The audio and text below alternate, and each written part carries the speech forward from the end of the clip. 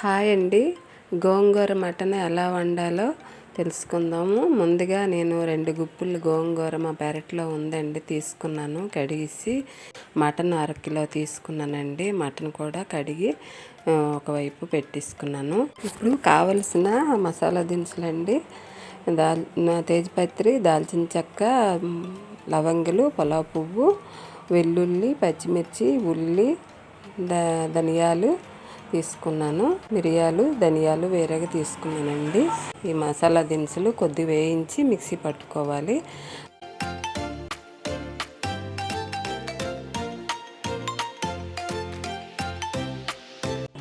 First ఈ మసాలా దినుసులన్నీ వేసుకొని వేయించుకున్నాను. దోరగా వేయించాక తీసి ఇందులోని కొంచెం ఆయిల్ వేసుకొని గోంగూర వేస్తున్నానండి.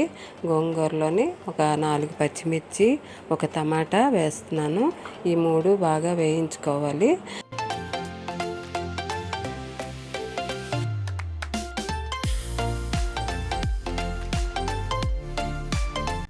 ఆయిల్లో వేగాక ఇది తీసుకొని మిక్సీ పట్టుకోవాలి. ఇది వేరేగా మసాలా దినుసులు వేరేగా మిక్సీ పట్టాలండి. ఇది వేరేగా మిక్సీ పట్టేసుకోవాలి.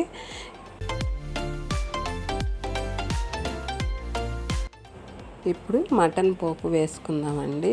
స్టవ్ వెలిగించి కుక్కర్ పెట్టి కుక్కర్లో ఆయిల్ వేసాను. ఆయిల్ వేడెక్కింది. ఇందులో ఉల్లి వేస్తున్నాను.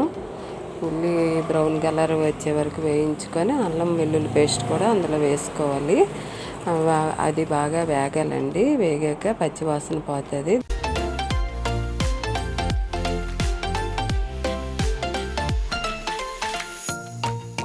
కడిగి పెట్టిన ఈ మటన్ వేసుకుంటున్నానండి.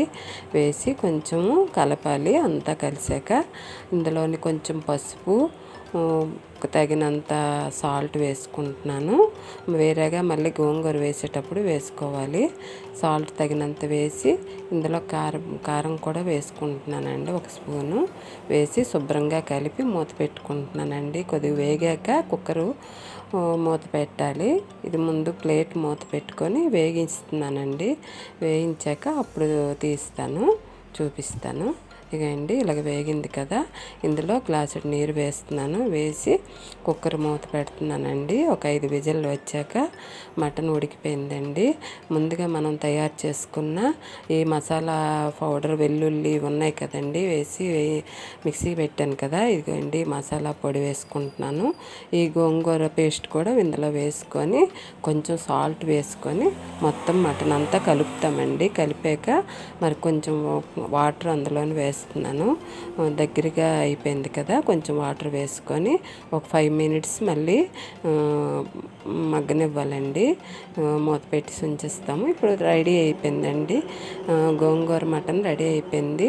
టేస్ట్ చూసి చెప్తాను.